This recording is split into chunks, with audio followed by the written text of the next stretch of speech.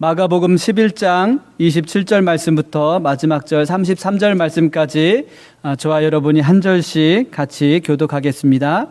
제가 먼저 27절 말씀을 읽습니다. 그들이 다시 예루살렘에 들어가니라. 예수께서 성전에 거니실 때 대제사장들과 서기관들과 장로들이 나와 예수께서 이르시되 나도 한 말을 너희에게 물으리니 대답하라. 그리하면 나도 무슨 권위로 이러한 일을 하는지 이르리라.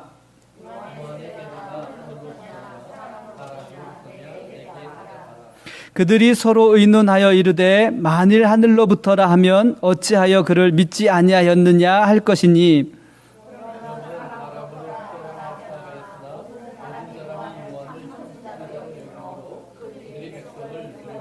같이 읽습니다. 이에 예수께서 대답하여 이르되 우리가 알지 못하노라 하니 예수께서 이르시되 나도 무슨 권위로 이런 일을 하는지 너희에게 이르지 아니하리라 하시니라. 아멘.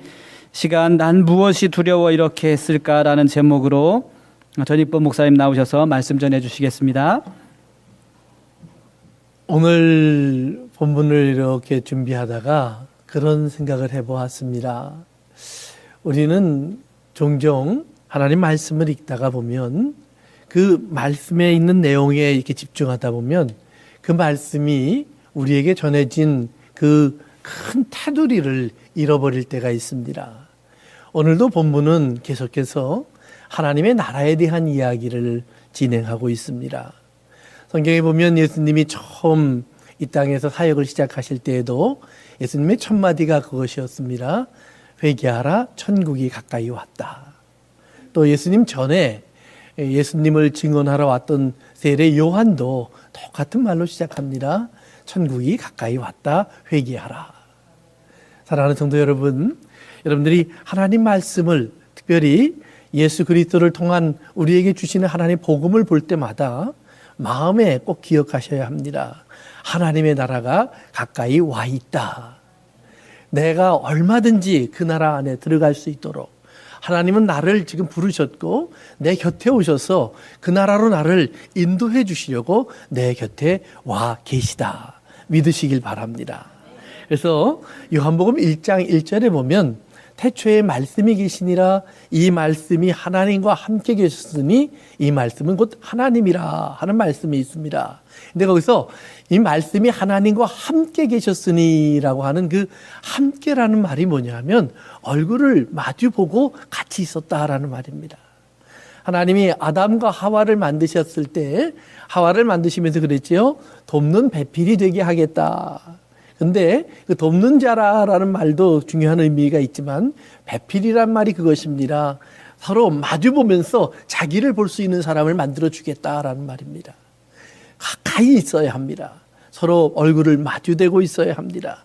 매일 호흡이 느껴져야 합니다. 서로의 마음이 통해야 합니다. 생각이 오고 가야 합니다. 언어가 오고 가야 합니다. 그래서 하나로 온전히 결합되어야 합니다. 그래서 그 하나가 되면 우리의 삶 속에서 우리는 진정 하나님이 의도하신 삶의 의미를 깨닫게 될 것입니다.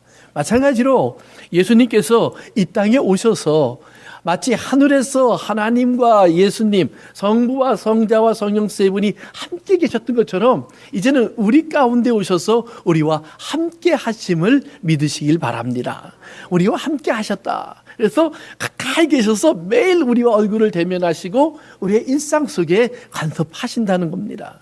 그래서 예수님은 하나님의 나라를 우리에게 얘기하실 때 그래서 이 나라에서 우리가 살고 있는 삶에서 우리가 다 떠나야만 하나님 나라에 들어갈 수 있다. 그러지 않습니다. 오히려 철저하게 우리가 살고 있는 삶 속으로 예수님이 들어오십니다. 그러면서 이 속에 우리의 가운데 들어오셔서 우리로 하여금 우리가 살고 있는 지금 이 시간 이 순간에 하나님의 나라에 예수 그리스도와 함께 있는 것을 경험할 수 있도록 하여 주신다라는 것입니다. 그런데 그 하나님의 나라가 사실은 조금 우리가 생각하고 기대하는 것과는 다릅니다. 요즘 한국이고 미국이고 교회가 고민하는 것 중에 하나가 젊은이들이 교회를 떠나는 겁니다. 그래서 많은 분들이 왜 젊은 사람들이 교회를 떠날까 하고 연구도 하고 고민을 하고 기도합니다. 그런데 얼마 전에 어떤 분의 글을 읽다 보니까 제 마음에 딱 와닿는 그런 표현이 하나가 있었습니다. 그래서 그 말씀을 붙잡고 생각하다 보면서 그런 질문을 해보았습니다. 왜 젊은이들이 떠났을까? 내가 자랄 때 또 내 자녀를 놓고 나는 내 자녀들이 교회에 나오면서 어떤 사람이 되길 원했을까? 그런데 왜 그들이 성장하면서 교회를 떠날까? 어떤 분의 말에 보니까 우리는 매일 그 아이를 놓고 우리의 자녀들을 놓고 그렇게 기도했다는 겁니다. 하나님, 이 아이가 건강하게 크게 해주십시오. 똑똑한 아이가 되게 해주십시오. 좋은 학교에 들어가게 해주십시오. 좋은 직장을 갖게 해주십시오. 또 직장에 들어갔으면 또 승승장구해서 잘 성장하게 해주십시오. 이 땅에서 성공하게 해주십시오. 우리는 우리 자녀를 놓고 기도할 때마다 그런 기도를 끊이지 않고 했다는 겁니다. 그런데 하나님의 은혜로 자녀들이 성장하면서 정말 좋은 학교도 들어가고 또 좋은 대학도 가고 그리고 좋은 직장을 얻게 되었습니다. 그러고 나서 그 자녀들이 사회생활을 시작합니다. 돈을 잘 벌고요. 그리고 이제 편안한 삶을 살기 시작합니다. 그러더니 그 자녀들이 어느 순간인가부터 교회를 나오지 않습니다. 왜냐하면 그들은 하나님께 기도한 모든 것을 세상 속에서 다 가질 수 있었기 때문입니다. 부모가 원하는 대로 그들은 배부른 사람이 되었고 건강한 사람이 되었고 성공한 사람이 되었습니다. 물론 모두가 그런 것은 아닙니다. 그러나 의외로 많은 가정이 그런 이야기를 합니다. 하나님의 복으로 말미암아 내 자녀가 이렇게 되었다. 저도 이제 나이가 먹다 보니까 세상에 나가서 대화를 할 때 보면 종종 자녀들의 이야기를 합니다. 그러면 자녀들의 이야기 속에는 항상 따라오는 것이 있습니다. 성공한 이야기, 잘된 이야기. 상처 입은 이야기, 아픈 이야기, 실패한 이야기는 대부분 간표입니다. 그런데 성경에서 예수님을 만난 많은 어머니들, 많은 부모님들의 기도 속에 보면 거기에는 건강한 이야기, 착한 이야기, 잘된 이야기, 성공한 이야기가 없습니다. 오히려 내 아이가 죽어갑니다. 내 아이가 병들었습니다. 내 아이가 넘어져 있습니다. 내 아이가 집을 나갔습니다. 사랑하는 성도 여러분, 예수님이 그런 부모님들의 기도를 들을 때마다 그들에게 그 자녀의 구원과 자녀의 죄로부터의 자유함을 선물해 주셨습니다. 예수님의 관심은 그 자녀가 헤롯처럼 높은 왕이 되는 것도 아니었고 로마의 황제처럼 이 땅의 군주가 되는 것도 아니었습니다. 큰 부자가 되는 것도 아니었고 그리고 사회적으로 존경받는 사람이 되는 것도 아니었습니다. 공부를 잘하는 1등짜리 아이가 되는 것도 아니었습니다. 예수님의 관심은 그 부모의 아이가 죄로부터 용서받는 것입니다. 자유함을 얻는 것입니다. 진정 하나님을 아는 것입니다. 그리고 좁은 문, 좁은 길을 찾아갈 줄 아는 사람이 되는 것입니다. 정말 부모님들이 자녀를 위해서 우리가 하나님, 내 아이가 항상 하나님 앞에서 세상의 부귀영화 따라가지 않고 하나님 정말 좁은 문, 좁은 길을 저들이 찾아갈 줄 아는 아이가 되게 하여 주십시오. 라고 간구하였다면 혹시 만에 하나 자기의 인생에 정말 어려움이 왔을 때라도 주변의 사람들과 비교해서 좀 처지는 것 같을 때라도 그것 때문에 낙담하고 절망하는 것이 아니라 이것이 내가 서 있어야 될 좁은 문이라면 마치 예수님께서 이 땅에서 갈릴리 사람 또는 귀신 들린 사람, 미친 사람, 배움이 없는 사람 손가락질 받았던 것처럼 예수님의 삶 속에서 끊임없이 어머니에게는 아픔의 대상이 되었던 것처럼 비록 내 자녀가 그런 자리에 있다고 할지라도 저가 하나님의 음성을 들으려고 할 것이고 하나님의 음성을 들었다면 그 하나님의 음성 속에서 내가 서 있는 곳에 하나님이 나와 함께 하시는구나를 알게 될 것이고 함께함을 알게 된다면 그곳에서 그들은 하나님의 나라의 의미를 깨닫게 될 줄로 믿습니다.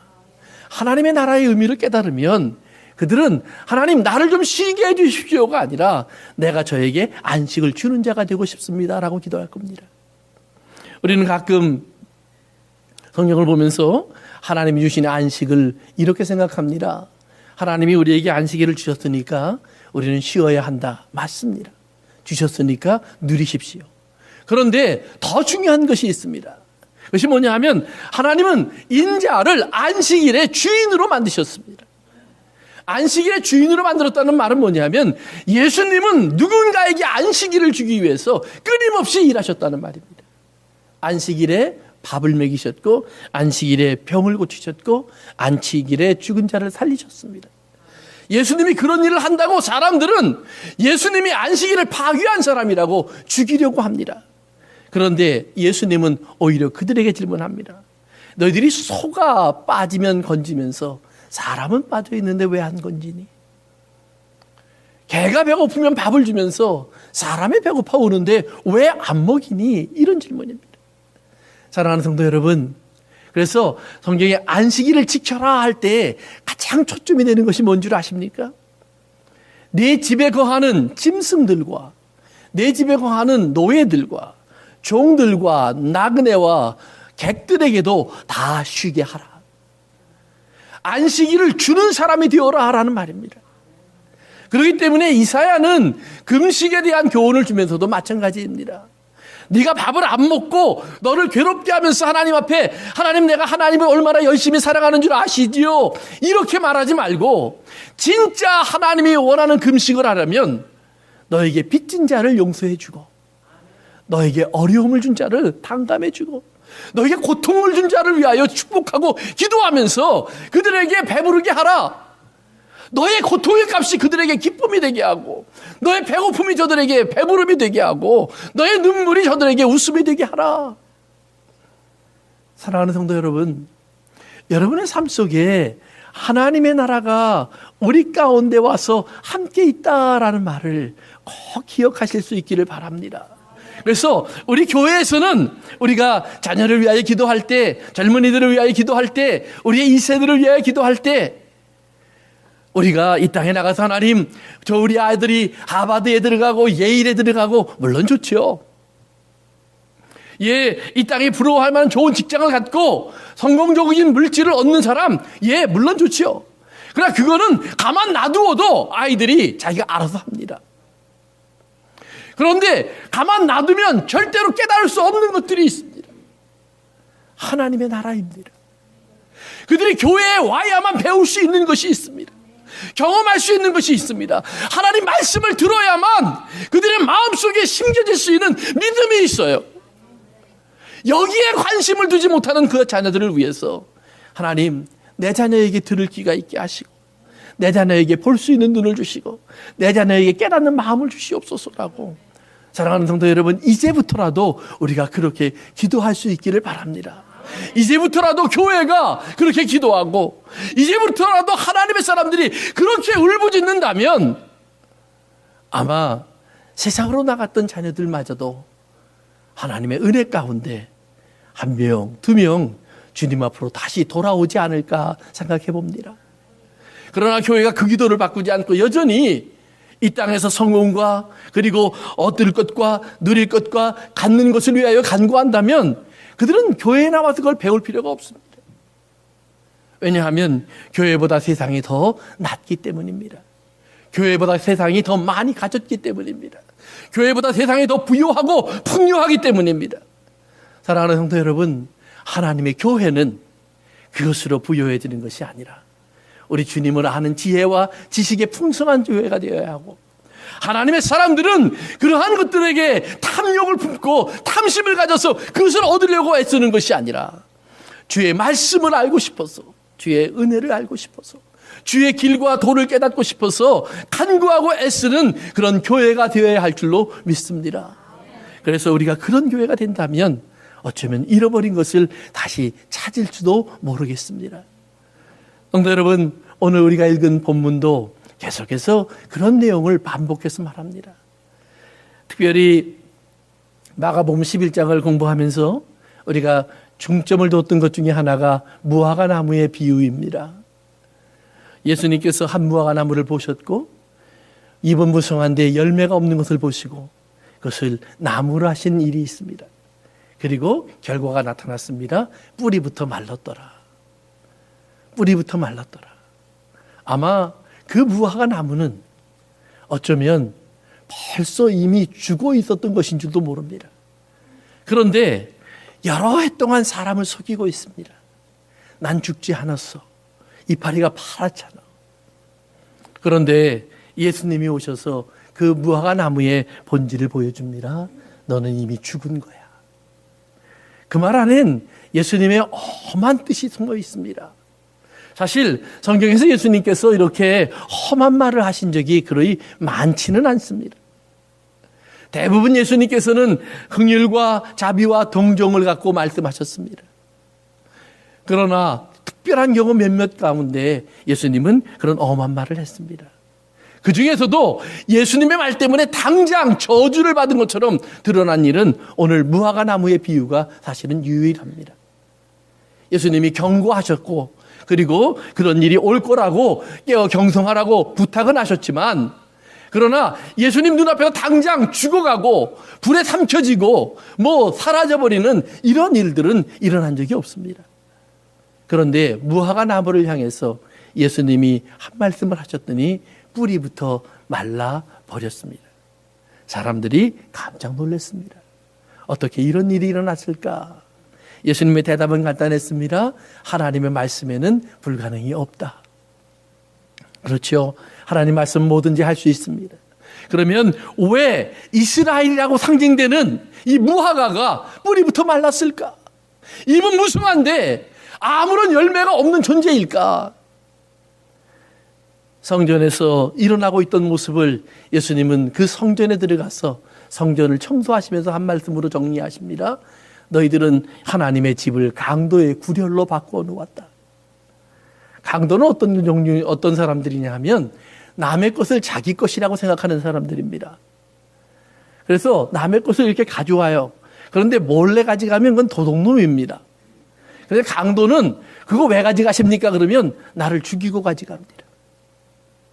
그건 내 건데요. 그러면 한 대 치고 뺏어갑니다. 이게 네 거라고. 내 거지. 총을 겨누고 칼을 겨누고 힘으로 무력으로 내게서 빼앗아 갑니다. 그것이 강도입니다. 힘이 없는 자의 것을 삼켜갑니다. 자기가 하지 않은 것을 자기 것이라고 말을 합니다. 지난번 설교하면서 달란트의 비유에 대해서 잠깐 말씀드린 적이 있었습니다.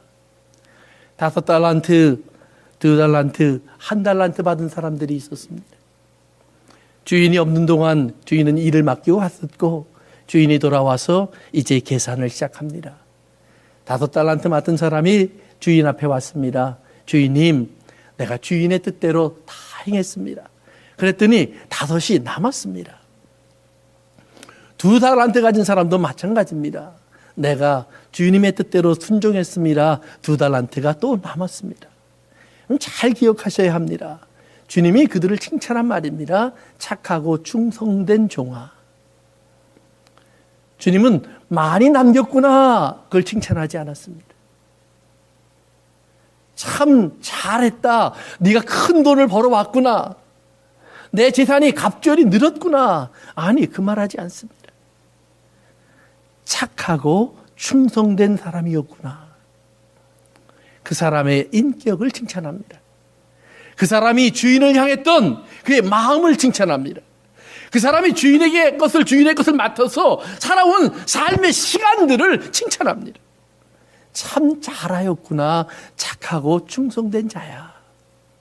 사랑하는 성도 여러분, 착하고 충성된 삶을 살면 꼭 5달란트는 5달란트가 남고 2달란트는 2달란트가 남습니다.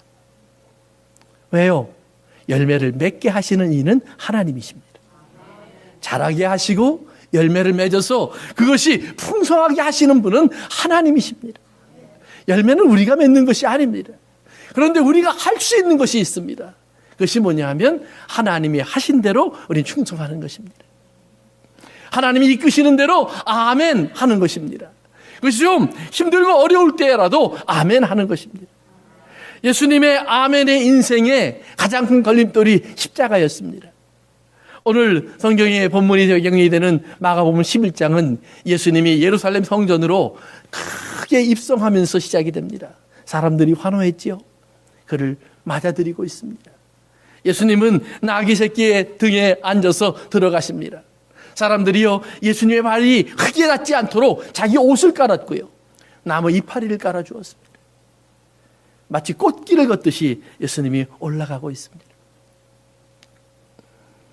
예수님의 삶 속에서 없었던 일입니다. 사람들이 환호하고요, 환성을 지릅니다. 예수님은 그러한 환대와 환영 속에 들어가십니다. 그런데 예수님이 그렇게 말씀하십니다. 내가 이렇게 들어오는 것은 하나님의 나라, 하나님의 뜻을 이루려 하는 것인데 그 하나님의 나라는 십자가다.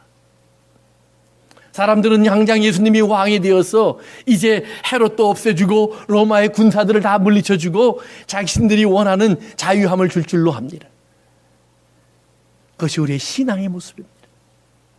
우리가 예수님을 믿으면서 우리는 예수님이 내 인생으로 들어오면 내 인생에 놀라운 변화가 있을 거라고 생각을 합니다. 예, 맞아요. 인생의 변화가 있을 겁니다.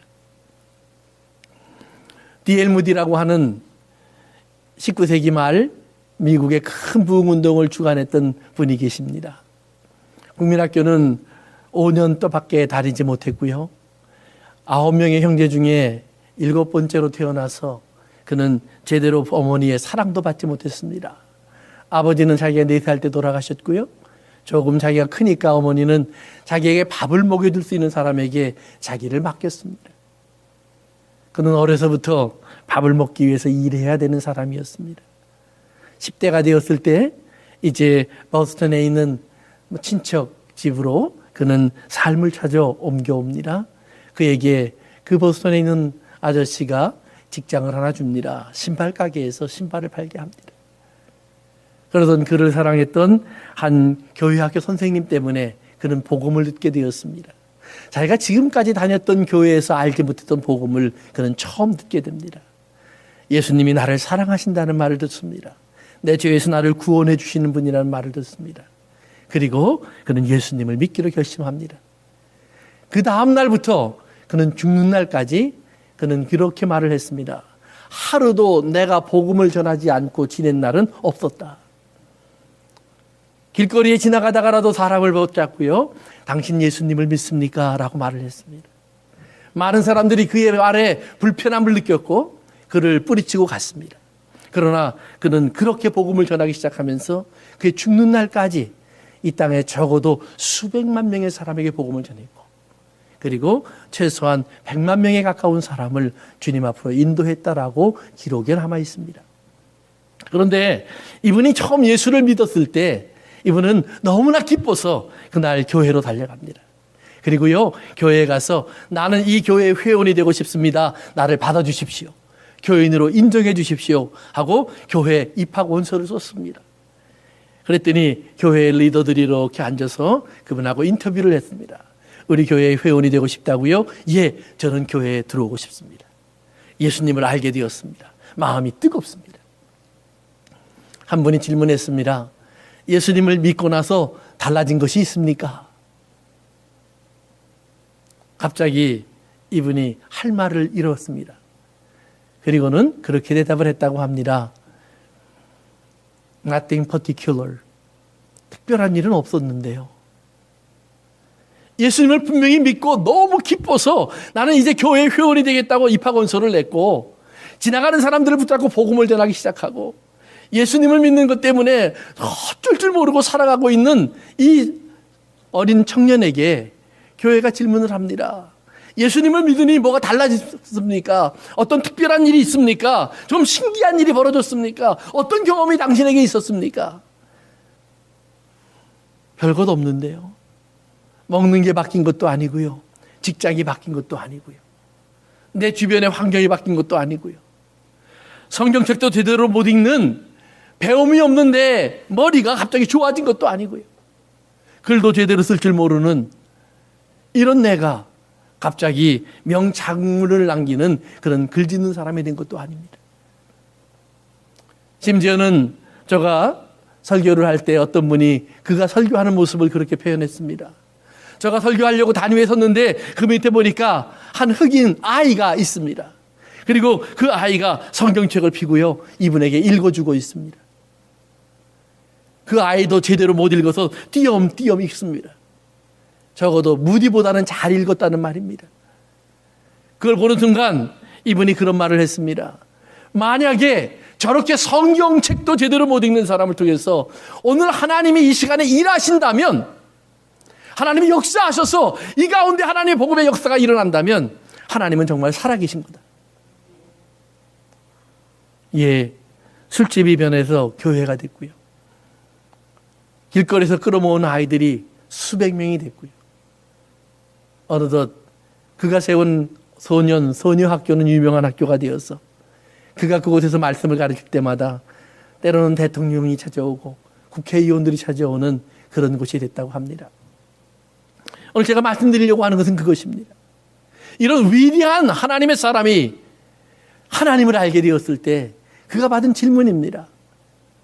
예수를 믿으니까 뭐가 달라졌습니까? 아니요. 달라진 것이 아무것도 없어요. 여전히 가난하고 여전히 무식하고 여전히 그의 성품은 그런 와일드한 삶을 사는 그대로 좀 거칠고 투박한 모습이 그대로 드러납니다. 그런데 그가 부인할 수 없는 한 가지가 생겼습니다. Jesus loves me. 예수님이 날 사랑하십니다. 예수님이 날 사랑하십니다. 그는 죽는 날까지 이 복음을 전하면서 온 세계를 돌아다닙니다. 그는 안수를 받지 못한 목사였습니다. 아니, 그러니 목사가 아니겠죠. 그러나 그는 그 시대의 어떤 누구보다도 많은 사람에게 복음을 전하고 있었습니다. 사랑하는 성도 여러분, 우리의 삶 속에서 우리가 예수님을 만나면 우리는 예루살렘으로 입성하는 예수님을 맞듯이 이 땅에서 무언가 꼭 일어날 것만 같은 기분을 가지고 그분을 영접합니다. 그런데 예수님 영접해 보세요. 아무 일도 일어나지 않습니다. 아니, 그리고 예수님을 영접한 다음에 하나님 말씀을 읽고 배워보세요. 하나님에게 더 가까이 가려고 기도하고 간구해 보세요. 하나님의 뜻이 내 안에 이루어지기를 원하는 소원을 아뢰 보세요.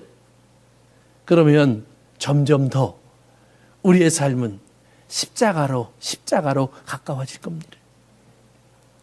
십자가로 가까워질 수밖에 없는 것이 하나님의 말씀이라는 말입니다. 십자가로 가까워질 수밖에 없는 것이 하나님의 말씀이라는 말은 이 세상 사람들의 눈에 보일 때에는 그들의 기준에서는 그건 결코 성공도 아니요, 잘됨도 아니요, 배부름도 아니요, 편안함도 아니요, 그것이 하나님의 은혜라고 말할 수 있는 것이 아니다라는 말입니다. 여러분, 예수님이 십자가에서 못 박힐 때 들었던 말 중에 그런 말이 있죠. 네가 정말 하나님의 아들이면 너도 살리고 나도 살려봐라 라는 말이에요. 네가 하나님의 아들이면 하나님이 너를 도와주지 않을까? 이렇게 죽게 내버려 두지 아니하고, 그런데 하나님은 죽게 내버려 두십니다. 네가 하나님의 아들이라면 하나님께서 너를 도와서 이런 핍박과 어려움을 겪지 않게 해주지 않을까? 스데반이 돌에 맞을 때 저가 하나님을 아는 사람이라면, 하나님이 저를 사랑하는 사람이라면 돌을 막아주든지, 날아오던 돌들이 거꾸로 날아가서 돌을 던진 사람을 치든지, 저는 돌에 맞았어도 상처 하나 입지 않고 다니엘처럼 불에서 나오든지 무언가 기적이 있지 않을까? 아니요. 저는 피를 철철 흘리면서 돌무더기에 묻혀서 죽었습니다. 사랑하는 성도 여러분, 베드로는 십자가에 거꾸로 못 박혀 죽였다고 합니다. 도마는 피부가 벗겨져서 죽었다고 합니다. 야고보는 처음 예수를 믿고 순교한 사람이 되었습니다. 한 사람도 우리가 말하는 편안한 죽음이 없습니다. 제일 늦게까지 살아남았던 예수님의 제자 사도 요한은 기름솥에 던져졌다가 나왔습니다. 상처 하나 없이 나온 것이 아니라 기름솥에 들어가서 그 뜨거움에 튀겨져서 죽어야 하는데 죽지 않고 살아서 고통을 갖고 나왔다라는 말이에요. 그리고는 반모섬에 떨어져서 평생을, 마지막 시간을 신음과 호통 속에 보냅니다. 그러면서 요한 1서, 2서, 3서를 썼고 요한 계시록을 썼습니다. 우리가 예수님을 영접한다라는 말은, 그렇기 때문에 우리가 오늘 예수님이 내 인생에 들어오면서 내가 뭔가 확 이 세상의 바람대로 변화되는 것이 아니라는 말입니다. 우리 아이 속에 예수님이 들어가면 그 아이가 이 세상에서 정말로 멋지고 뛰어난 아이가 되어서 온 세상 사람들이 부러워할 만한 그런 자리에 올라가는 것도 아니라는 말입니다. 혹시 그런 아이가 있을 수 있습니다. 그러나 그런 자리에 있든 이런 자리에 있든 한 가지 개런티 되는 것이 있습니다. 반드시 십자가를 지는 고통을 느낄 겁니다. 반드시. 그런데 그 십자가를 지는 고통을 느끼는데 그 고통 때문에 저가 절망하지 않고, 오히려 성경은 말을 하기를 내가 무엇이간데 이런 일을 할 수 있습니까? 라고 말을 합니다. 내가 무엇이간데 하나님의 일에 참여할 수 있습니까? 나를 하나님의 일에 동참시켜 주시는 하나님, 이 하나님의 일을 보면서 사랑하는 성도 여러분, 죽음을 조금은 이기는 사람이 된다는 말입니다. 가장 어려운 것, 가장 무서운 것을 조금은 이기는 사람이 된다는 말입니다. 내가 가장 탐심을 내고 욕심을 내야 할 것을 버릴 수 있는 사람이 된다는 말입니다.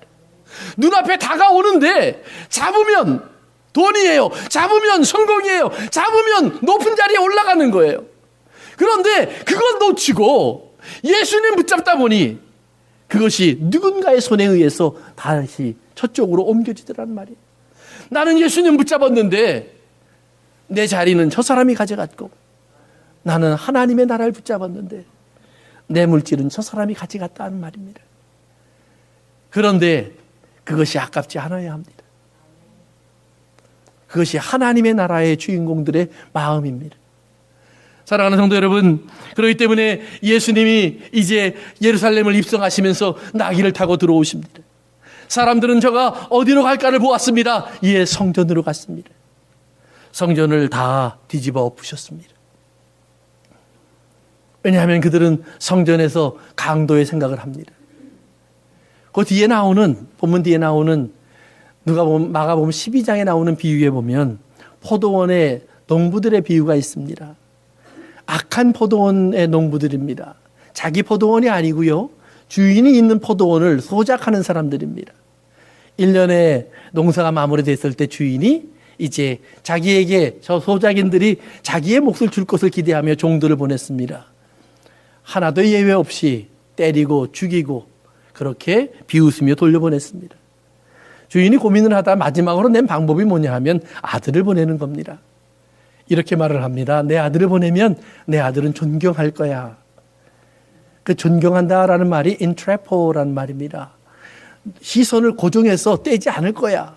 그러니까 저의 말에 주의하려고, 저가 무슨 말을 하나, 저가 어떤 이야기를 하나, 저가 뭘 기대하나, 그것을 하나도 놓치지 않으려고 잘 보고 있을 거야, 이 말입니다.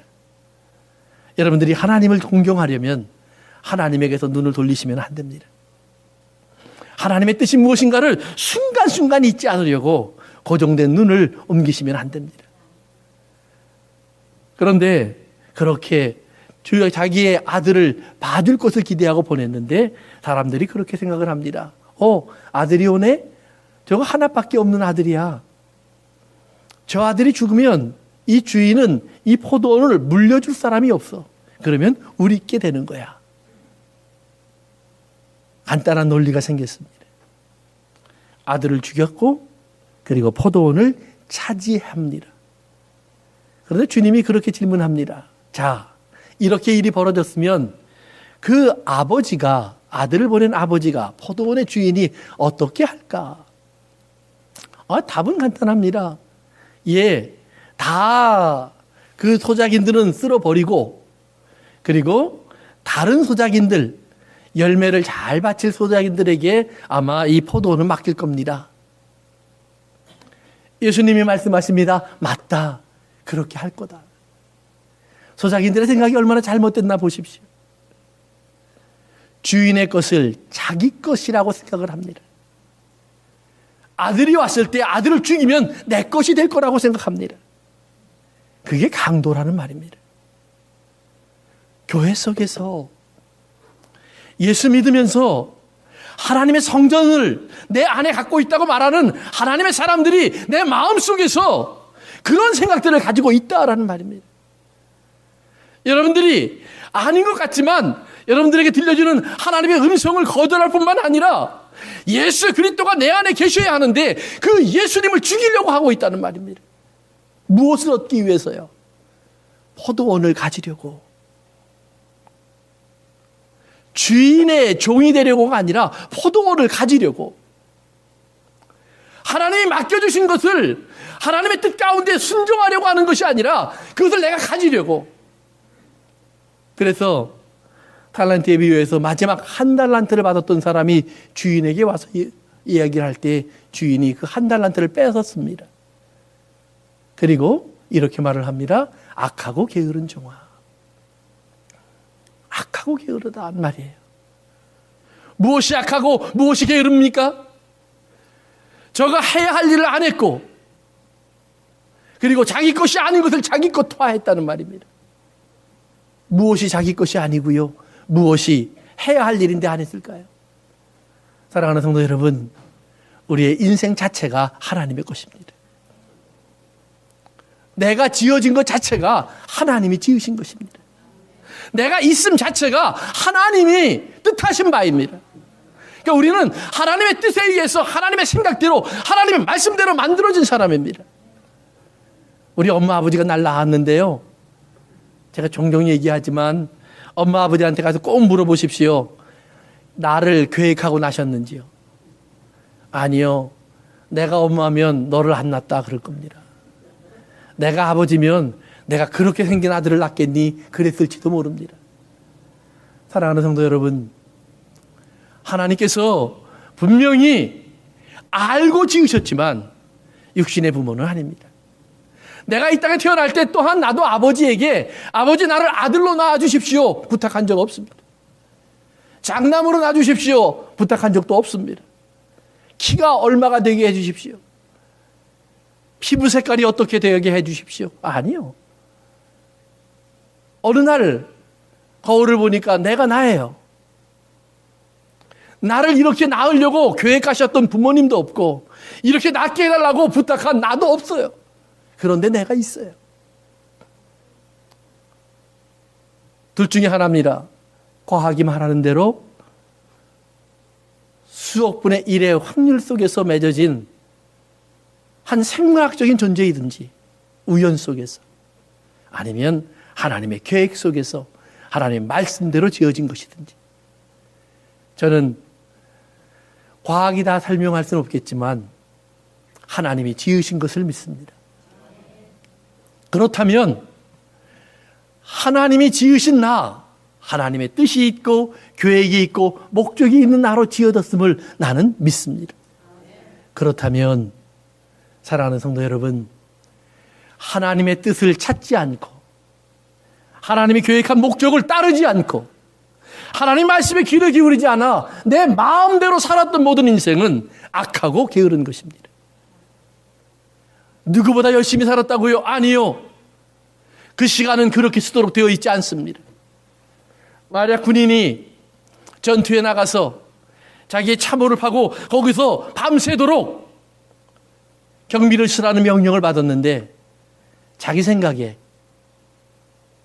저쪽으로 가서 다른 데를 지키는 것이 더 좋다고 생각을 해서 갔다고 생각해 보십시오.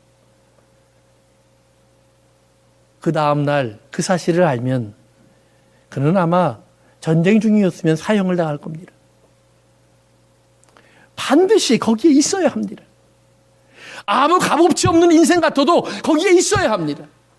그가 그 자리에 있기 때문에 전체적인 균형이 맞춰지고 그리고 모든 것이 다 지켜지는 것입니다.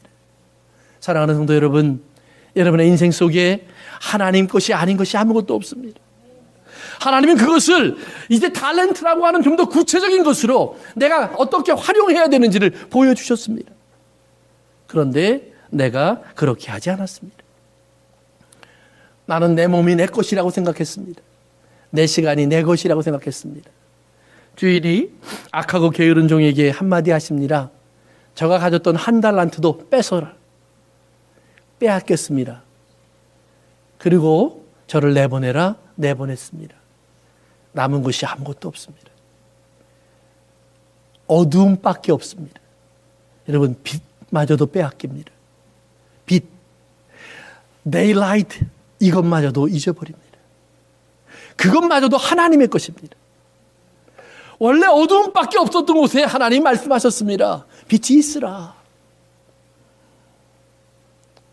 자기가 생각했던 아름다운 정원, 좋은 집, 자기가 땀 흘려 수고해서 이루었던 모든 것들, 에덴 동산과 같은 것들, 사랑하는 성도 여러분, 다 하나님이 주신 것입니다. 하나님이 나무 한 포기, 풀 하나 다 자라고 이 땅에서 싹이 나고 열매 맺게 하셨습니다. 조그마한 짐승 하나, 하늘에 날아가는 새 한 마리, 파란 하늘, 밤하늘의 별빛마저도 하나님이 준비하셨습니다. 이것 하나하나를 다 빼앗아 가셨습니다. 남은 것 아무것도 없습니다. 슬피 울며 이를 갈 일밖에 없습니다. 왜 그랬을까? 사랑하는 성도 여러분, 이제 예수님에게 저들이 와서 도전합니다. 이런 말씀을 가르치고 이런 하나님의 모습을 보여주고 있는 예수님에게 저들이 와서 질문합니다. 도대체 누가 그런 권세를 주었고 무슨 권세로 이런 일을 하십니까? 사실 그 당시에 성전에서 가르치려면 특별한 자격이 필요합니다. 어떤 자격이냐 하면 서기관들이나 제사장들에게 인정을 받아야 합니다. 서기관들과 제사장들에게 인정을 받으려면 그는 반드시 그 당시에 유명한 그 율법적으로 뛰어난 스승들이 있는데 그들에게 가서 배워야 합니다. 그 배움을 마치고 나면 스승이 됐다 이 말하면 하고 자격을 주면 서기관들이 모여서 또는 제사장들이 모여서 그 사람에게 오늘날 목사에게 안수를 주듯이 키를 하나 줍니다. 열쇠를 하나 주면서 이제 당신은 하나님의 말씀에 열쇠를 가졌으니 사람들이 물어보면 설명도 해주고 하나님 뜻을 알게 해주는 좋은 스승이 되십시오라고 자격을 줍니다. 그러면 그 열쇠가 다른 사람들이 볼 때에는 저분이 율법의 스승님이시구나. 저분에게 가서 들으면 되겠고 저분에게 가서 물으면 되는구나 하는 그러한 이게 외형적인 표식이 됩니다. 그런데 예수님은 우리가 아는 것처럼 갈릴리 출신입니다. 스승도 없습니다. 저들이 물어보는 겁니다. 네 스승이 누구니? 하버드 출신이니 예일 출신이니 물어보는 겁니다. 신학교를 나왔으면 나사렛 교단의 신학교를 나왔니? 장로교단의 신학교를 나왔니? 침례교단의 신학교를 나왔니? 졸업장을 보자고 하는 것입니다. 안수를 받았다면 안수증을 좀 보자고 하는 것입니다. 요즘은 안수 받은 것 가지고도 모자르죠. 제가 청빙을 받았지만 서류를 내지 않은 교회들이 있었습니다. 그 교회들이 한결같이 원하는 것이 뭐냐 하면 목사님 이력서를 좀 보내주세요.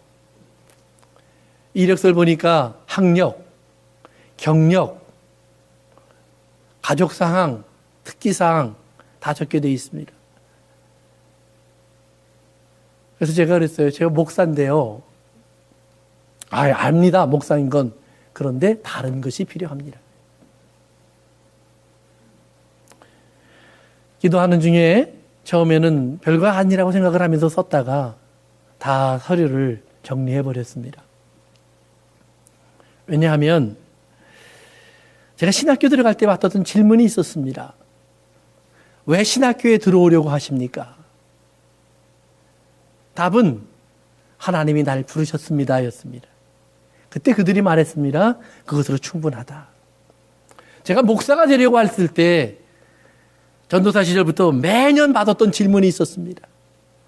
너는 왜 목사가 되려고 하니?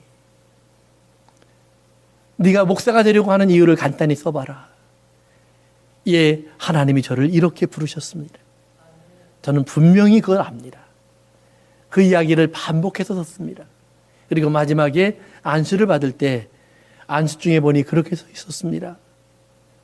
가서 하나님 말씀을 가르치고 성례를 행하고 교인들의 결혼을 주례하고 장례를 집례하며 하나님의 복음을 확장하는 일에 사역하십시오. 우리 교회가, 우리 교단이 그것을 보증합니다. 물론 그 자격증이 꼭 필요한 것은 아니겠지만 저는 그것으로 이제 내가 충분히 목사일 수 있다라는 생각을 했습니다. 그런데 어느 교회도 그것으로 내가 목사라는 사실을 인정하려고 하지 않습니다. 심지어는 제가 개척을 시작했던 교회에도 교인들이 오면 목사님 어디 신학교 나오셨어요? 언제 안수 받으셨어요? 어디서 받으셨어요? 많이 받았던 질문입니다. 지금은 제가 나이를 좀 먹어서 그 질문 안 받지만 20대 후반에 목회를 할 때는 참 많이 받았습니다. 심지어는 나이가 몇 살이에요? 라는 질문도 받았습니다. 그런데 나중에 보니까 제가 교회 장로님들이나 집사님들을 세울 때 11조 하십니까? 교회 주일마다 잘 나오십니까? 이거 물어보고 있더라고요. 세례는 언제 받으셨습니까? 아니, 제 마음에 추천할 정도면 그분의 신앙을 제가 보면서 하나님 감사합니다. 그리고 이분이 우리 교회 집사님이 됐으면 참 좋겠네요. 이랬을 거 아니에요? 그런데 내 마음에 나도 모르게 그분들에게 다시 확인하고 앉아 있습니다. 서약서도 받았었고요. 교육도 시켰었습니다. 어느 날 다 찢어버렸습니다. 왜 성경은 없는데 나는 그걸 원할까? 왜냐하면 난 조금이라도 돈이 많은 집사님이 있었으면 하는 마음이 있었나 봅니다. 난 조금이라도 내 마음에 좋은 이 땅에서 성공한 장로님이 우리 교회에 계셨으면 하는 마음이 있었던 것 같습니다. 제가 한번 말씀드렸었나요? 제가 처음 목회할 때 기도했던 것 중에 하나가 하나님, 저는 가난한 사람들의 헌금은 필요 없습니다. 백만장자 하나만 우리 교회에 있게 하십시오. 한 사람만 있으면 그 사람 11조로 교회 운영 다 합니다. 나중에 깨닫고 나서는 하나님, 교인들에게 제가 11조를 가르쳤던 것을 회개합니다. 사랑하는 성도 여러분, 아닌 것 같지만 우리는 예수를 믿으면서 또는 예수님 안에 달 들어와 신앙생활을 한다고 하면서 하나님의 교회 안에 앉아서 우리는 여전히 마치 부모들이 자식을 놓고 기도하면서 하나님 세상에서 성공하게 해주세요. 성공하니까 교회 안 나오잖아요. 좋은 학교 들어가게 해주세요. 예, 인류대학 들어갔어요. 교회를 떠나더라고요. 왜요? 응답받았으니까. 거기가 하나님의 집이니까. 안 나오면 더 좋은 방법이 있으니까. 사랑하는 성도 여러분, 내 안에 강도가 들어앉았어요. 하나님의 집에서 강도 짓을 하고 있습니다. 우리는 여기에 앉아서 하나님의 교회가 하나님이 목회자를 불렀다라는 것을 확인했음에도 불구하고 박사학위가 있는지를 물어봅니다. 석사학위가 있는지를 물어봅니다. 경력이 어떤지를 물어봅니다. 심지어는 설교를 들어봅니다. 그리고 잘하네, 못하네, 좋으네, 나쁘네, 은혜가 있네, 없네 합니다. 성도 여러분, 무엇이 은혜예요? 무엇이 잘하는 거예요? 예수님이 설교하고 나니까 5,000명도 넘던 사람들이 다 떠나고 12명 남았어요. 예수님이 걱정이 되셨는지 너희도 가려느냐 그랬더니 그래도 베드로가 귀가 열려서 생명의 말씀이 여기 계시니 우리가 어디로 가리까? 그 한 사람 있으면 되는 거예요. 하나님의 교회는 하나님의 말씀에 귀가 열려있는 사람이 필요한 거예요. 들으려고 하는 사람. 이것이 안 들려지면 여러분 몸부림치셔야죠. 내 귀가 막혔습니다, 하나님. 내 눈이 멀었습니다, 하나님. 세상이 상림이 되면 내가 보고 싶다고 애를 쓰는데 영적으로 하나님 말씀에 캄캄한 사람이 되었는데 나는 기도할 줄도 모릅니다, 하나님. 오늘 여러분의 기도가 다시 살아날 수 있기를 바랍니다. 강도의 집에서 나오셔야 합니다. 하나님을 놓고 하나님 앞에 나가서 강도짓 하려고 하지 마세요.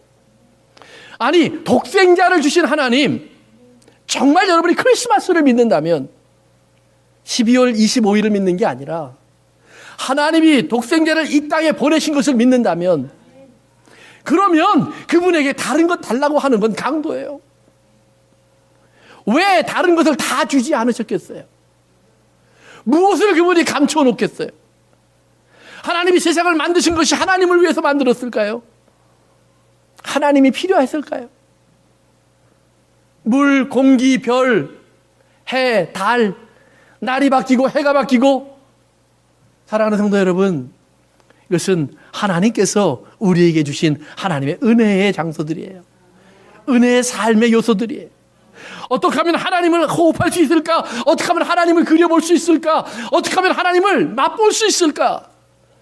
그래서 눈이 열린 하나님의 사람들은 나무를 보더니 나무가 박수친다고 그래요. 하나님을 향해서.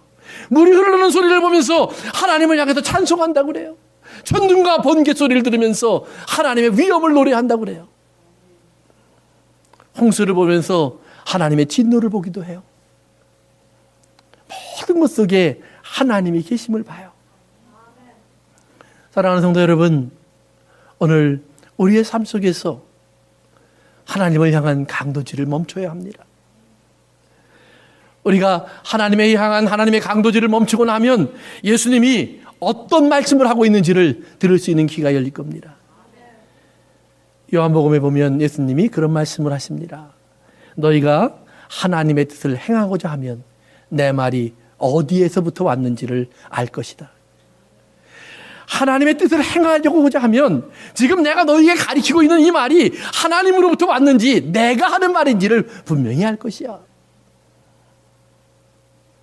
성도 여러분, 여러분에게 하나님께서 들을 길을 주시기를 바랍니다. 볼 수 있는 눈을 주시길 바랍니다. 깨달을 수 있는 마음을 주시기를 바랍니다. 다 같이 기도하겠습니다. 다음번에 이어서 설교하겠습니다. 아버지 하나님, 우리가 주님을 믿으면서 주님을 환호하며 맞지만 우리는 표적을 본 것이 아니라 주님이 우리에게 해줄 수 있는 일이 무엇인가를 생각하기에 바빴습니다. 병든 자를 고쳤으니, 죽은 사람을 살렸으니, 무리를 걸으셨으니, 보리떡 5개 물고기 2마리로 5,000명을 먹이셨으니, 주님은 나를 위해서 무엇을 해줄 수 있나를 보았습니다. 아버지 하나님, 먹고 배부른 것을 찾아가는 것이 아니라 주님이 그리스도이심을 깨달을 수 있는 믿음이, 은혜가 우리에게 임하기를 구합니다. 우리 사랑하는 성도들 위해 하나님의 은혜를 더하여 주시옵소서. 우리 이 시간 잠깐 한 1분만 하나님, 나에게 정말 하나님의 나라를 구할 수 있는 믿음을 주십시오. 하나님의 나라를 볼 수 있는 눈을 주십시오. 하나님의 뜻을 들을 수 있는 귀를 주십시오. 깨달을 수 있는 마음을 주십시오. 우리 같이 기도하겠습니다.